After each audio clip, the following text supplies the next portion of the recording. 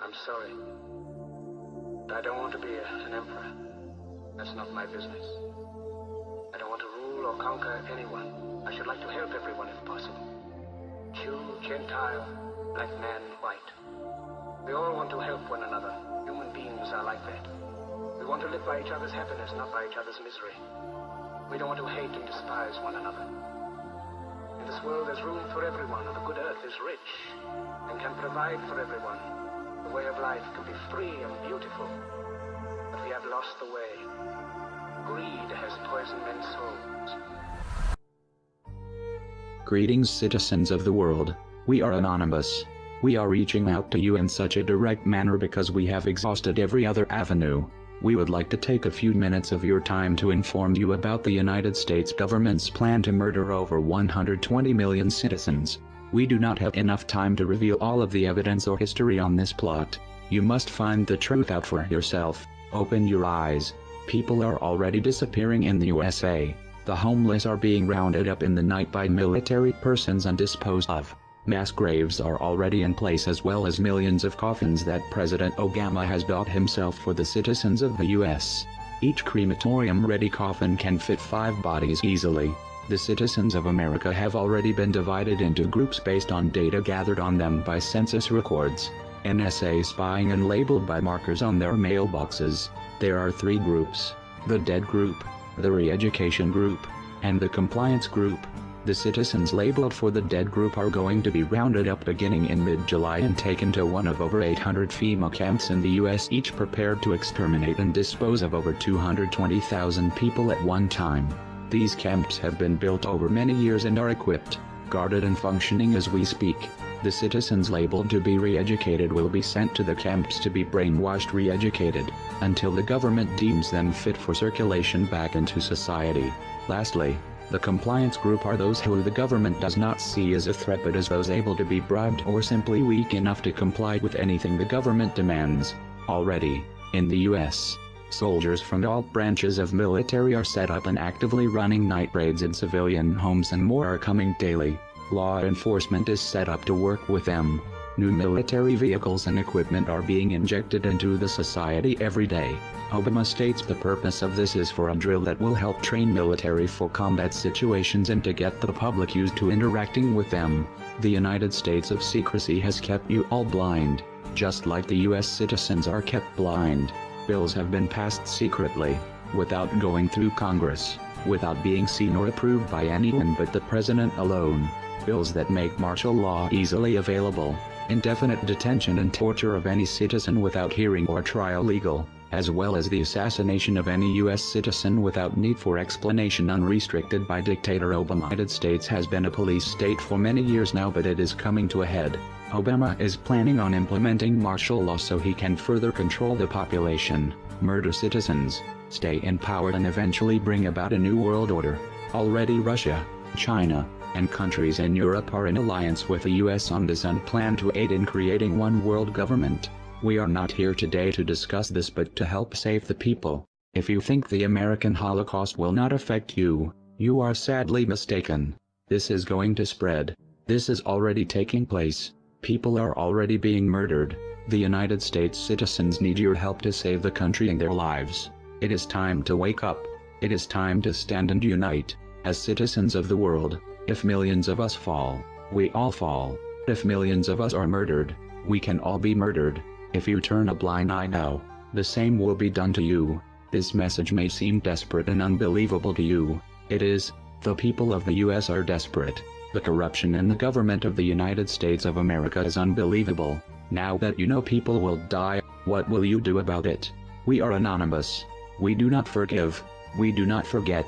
Citizens of the world, we must unite, before it is too late. Tonight, we are a nation of extremes. The East is cleaning up after vicious storms knocked down trees, snapped power lines, and wrecked buildings. Folks were jolted out of bed by non-stop roaring thunder. In the West, at least 30 large wildfires are thriving on the long drought and relentless heat. We have two reports this evening, and first we'll go to Wyatt Andrews in the nation's capital. Wyatt? Scott, residents stretching from Virginia to New Jersey say that last night's thunderstorms, like the one that took out this 150-foot tall oak tree, were extremely violent and very frightening. It was in the forecast as a thunderstorm, but what developed was a much larger weather system in which clusters of storms crashed together. The collision of storms created a phenomenon called wet microbursts, random gusts of hurricane and gale force winds. One of those gusts destroyed this marina in Maryland. Another hit Whitehall Township, Pennsylvania, where Jenny Daneker heard the storm gathering and barely escaped. So we just went in and ran down into the basement, and a few seconds later heard the loud crash of the roof coming down.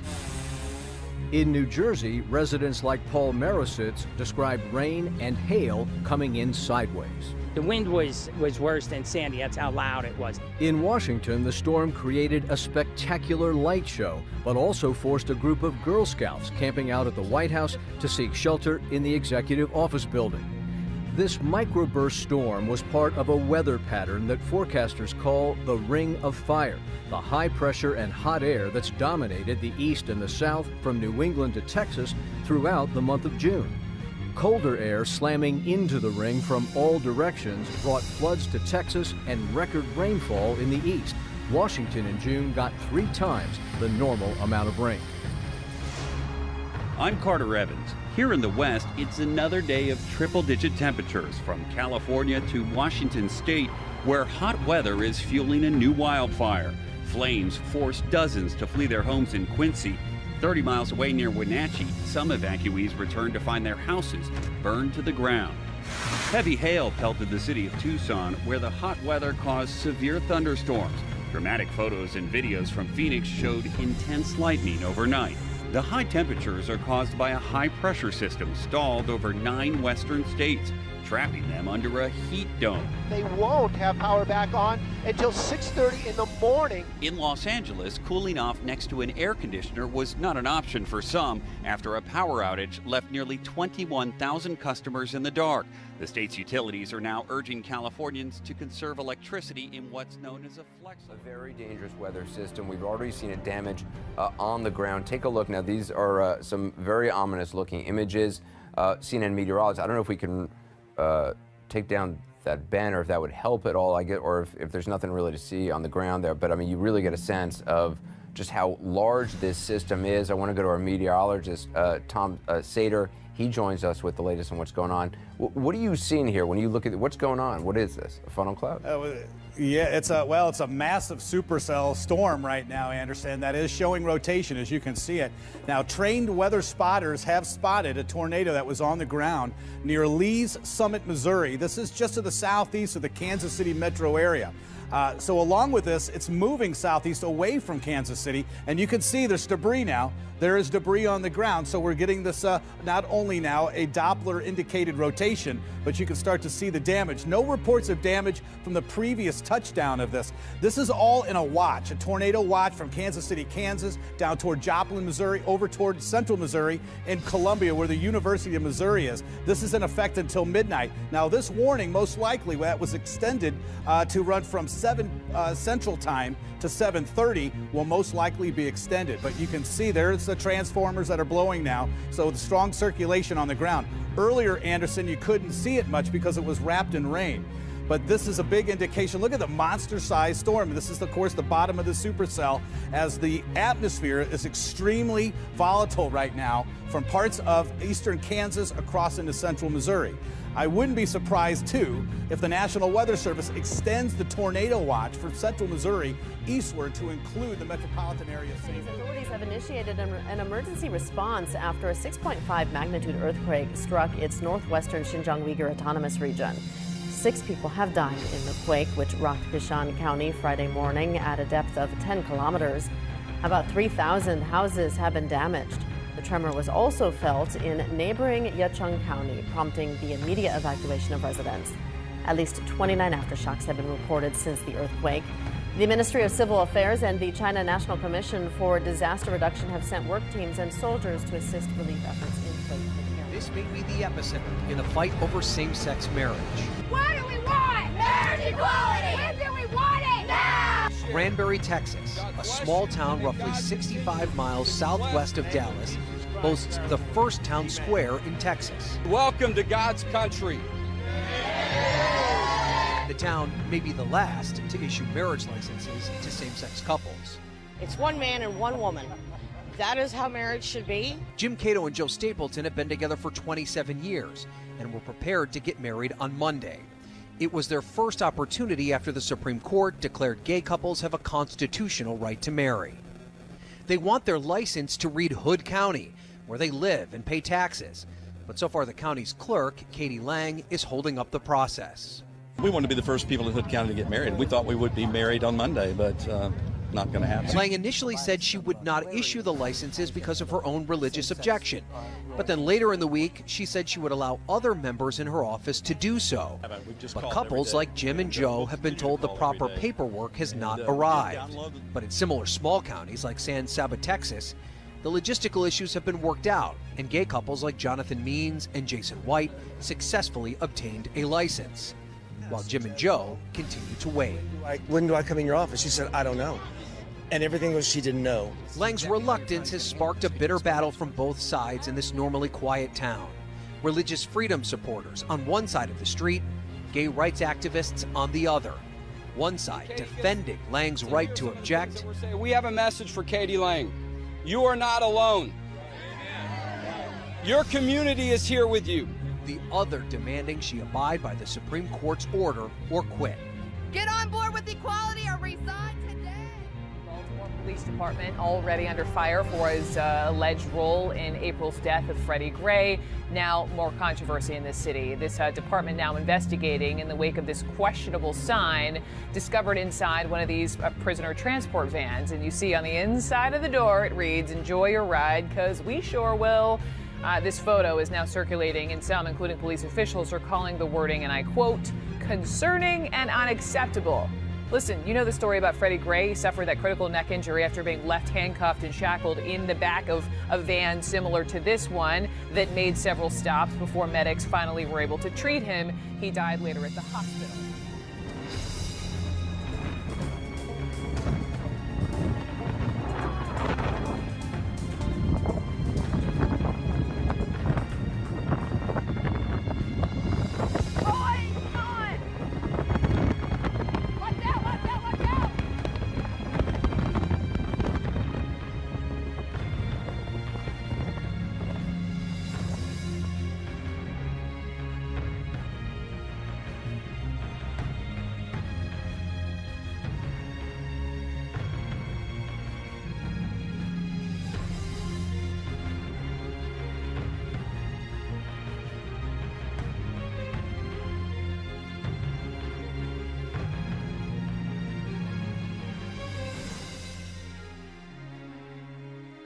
In Perth has caused dramas for domestic and international flights. It's the second day the runway has been blanketed, causing planes to be diverted. 8:30 a.m, Perth Domestic Airport veiled in a thick fog. This SkyWest plane disappears into the sky in just a couple of seconds. The fog caused massive delays at both airports today. At one stage, visibility was down to just 40 metres on the runway.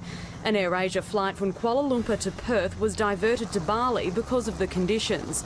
Passengers were stranded at Denpasar Airport for 7.5 hours. Sign of the severity of the western drought. The artificial lake that supplies Las Vegas is at its lowest point ever, and officials have been forced to build another pipeline to draw water from the lake because the other two are starting to surface above the water line. Take a look at the so-called bathtub ring around Lake Mead. It's the biggest it's ever been. The lake was created by the Hoover Dam, built in the early 1930s. The water comes from melted snow from the Rocky Mountains, but snowfalls have been smaller than average, and the lake is now 140 feet lower than it was when first created. That's the height of a 20-story building. Besides Las Vegas, the lake supplies water to parts of California and Arizona. And that rain caused problems on the east side of Kansas City. 23rd at 4:35 tonight. People were trapped in some nearby businesses for a time. One person had to be rescued by boat. A Kansas City, Missouri Fire Department battalion chief on the scene expressed his appreciation to Brian Busby and the First Alert Weather Team tonight. Hey, Brian. I appreciate the help. That's what I needed to hear. There's so much water here now. If we get another downpour, I'm going to make these people come out. Thank you, sir. I appreciate it. Take a look at this map. You can see there are 17 large fires actively burning across Oregon and Washington. Now, officials have told us it could be the worst year ever for wildfires. Chris Holmstrom has this update. Chris? Yeah, Jenny, wildfire season came 3 weeks early this year, and as you mentioned, there are 17 active fires. They've burned more than 50,000 acres. Now, we're only talking about large fires at this point. This includes either 100 acres in timber or 300 acres in grass or brush. Currently, the largest fire is the Corner Creek Fire. It's in central Oregon. It's consumed more than 26,000 acres, and it's only 15% contained. Another large fire, the Niagara Fire near Detroit Lake, that one has burned 70 acres and is only 15% contained as well. Experts say this is about double the fires in the same time period in an average over the past 10 years, making for a busy season for firefighters. Since we are starting so early this year, we are looking at the long-term fatigue and the long-term efforts of these fire crews. And we have safety officers in place looking at that, and we're trying to mitigate the effects of the heat-related illnesses. A massive sinkhole at least 25 feet wide and several feet deep. The images are startling and the fear for passing drivers very real. We were just driving down Shane, and the next thing you know, we just missed this giant sinkhole. It's amazing that we didn't fall in. Pastor Barry Randolph and his niece narrowly missing the huge hole as they drove down Shane near Medbury. At the time, the sinkhole wasn't marked, alerting them and other drivers to the danger. Have you ever seen anything like that? No, this is crazy. And for it to be in the city streets, just broad open, nothing around it, anything could have happened. Pastor Barry and his niece didn't keep driving. They turned around and with the help of Good Samaritans, blocked the road until help could arrive. There was no cones. We blocked it off with our cars. DTE was across the street. There was a checker cab driver right next to us, and we just kind of blocked it off, called the police. They were here within a few minutes. Neighbors say crews were out here last Friday to patch the roadway. Then this happened sometime today. You can also see all that water gushing out of there, and I don't know how deep it is, but somebody could have been seriously hurt. Within an hour of alerting Detroit's Water and Sewage Department to the caving roadway, crews arrived to begin repairs. Pastor Barry, a man of God, believes it's a miracle he and others didn't get hurt. God is good. I can't believe that either. And I mean, we just missed it. That was truly scary. U.S.-led airstrikes are hitting the heart of ISIS-controlled territory in Syria. The Pentagon says warplanes unleashed one of their largest ever bombardments on the eastern city of Raqqa. The weekend strikes targeted bridges and transit routes in the group's self-declared capital. Elizabeth Palmer is in Latakia, Syria, with more on the stepped-up fight. Elizabeth, good morning. Good morning. These airstrikes were among the heaviest, if not the heaviest, since the bombardment began last September. The target was infrastructure, roads, and especially bridges. 16 of them were targeted and destroyed. It's going to make it very difficult for ISIS fighters to move around the city because it's divided into sections by waterways. And it's also cut the city of Raqqa off from the system of highways across the river that leads into Iraq or deeper into Syria. Also targeted was a van full of ISIS fighters, according to activists, and the 7 civilians standing nearby who just happened to be there were killed. ISIS fighters were actually live tweeting, and they said that the city of Raqqa was shaking. Beijing is urging Chinese tourists visiting Turkey not to go out alone. This is part of a safety warning sent out by the Chinese government after it says that a number of Chinese tourists were harassed and attacked during anti-Chinese protests that erupted in several Turkish cities over the course of the weekend. In some of these demonstrations, which were quite small, you did see demonstrators in some cases setting fire to Chinese flags, and in one case, pursuing East Asian visitors in a tourist magnet part of Istanbul. Turkish riot police stepping in to protect those visitors, and one of them then turned as she was fleeing to cameras, and listen to what she had to say. I'm not Chinese.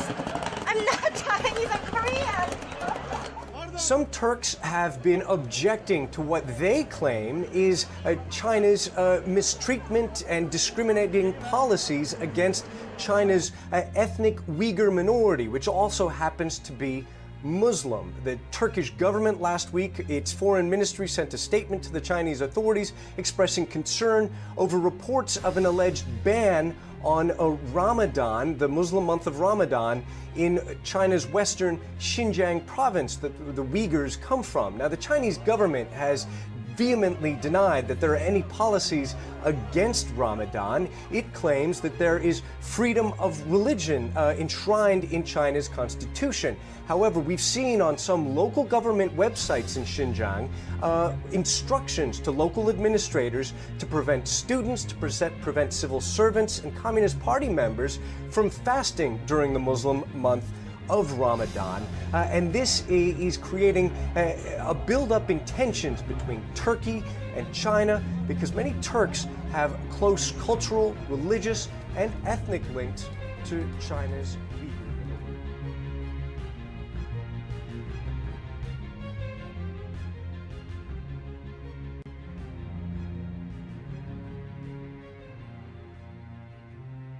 In South Carolina's Senate chamber Monday, passionate words over a divisive symbol. It is also a flag that brings back horrible memories of slavery, and again is now used frequently as a symbol of hatred and bigotry and racism. After 5 hours of debate, the state Senate voted overwhelmingly to remove the Confederate flag from South Carolina's State House grounds, rejecting an amendment that would have let voters decide. I believe a majority of South Carolinians would like to see it up, and I believe I'm speaking for a majority of South Carolinians. So I would like to prove that with a vote. The flag has become a flashpoint since the killing of 9 people last month during Bible study at Charleston's Emmanuel AME Church. The alleged gunman, Dylan Roof, had been photographed brandishing the flag. Mr. Scott. During Monday's debate, State Senator John Scott argued that momentum was with those who opposed the Confederate symbols. More areas of New Mexico are underwater. During this, the rainiest early July the state has seen in years. People in Torrance County say it is the worst flooding they have ever seen. Roads in Torrance County are washed away. Some have been turned into lakes. Yes, there is a road under this. Sheriff Heath White says some areas are simply unsafe. We have several bridges out here that overpass arroyos, and they were overflowing. They were going above the bridges about 2 foot. And it hit the center of town too. Daniel Senna was surprised to find a new amenity added to her Moriarty hotel this morning. We do have some ditches in the back that are drainage, but once those filled up, forget it. It just went right in our parking lot. This lake, as she calls it, is not only the new center of attention outside, but inside too. We try to make it humorous for them, and in that way they're less likely to complain about it. In the past 24 hours, Torrance County was hit with hail and at least an inch of rain.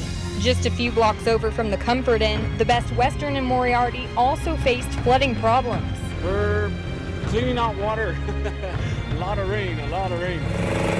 Managers say around 200,000 gallons of water had to be pumped from here to make room for the possibility of more floods this week. In 16 years, we've never had flooding this bad that I've seen in our parking lot. It's actually went almost all the way up to the porta cachet there. While the rain may seem like an unwelcome guest, many, including Senna, are choosing to look on the bright side. We're kind of hoping for a little break, but we need the break. We really do. So it's incredible high-resolution satellite imagery here of a monster storm that is hitting southern Japan as we speak. That's Typhoon Chanham, already cranking up humongous waves. Look at the size of those things. That's in Okinawa.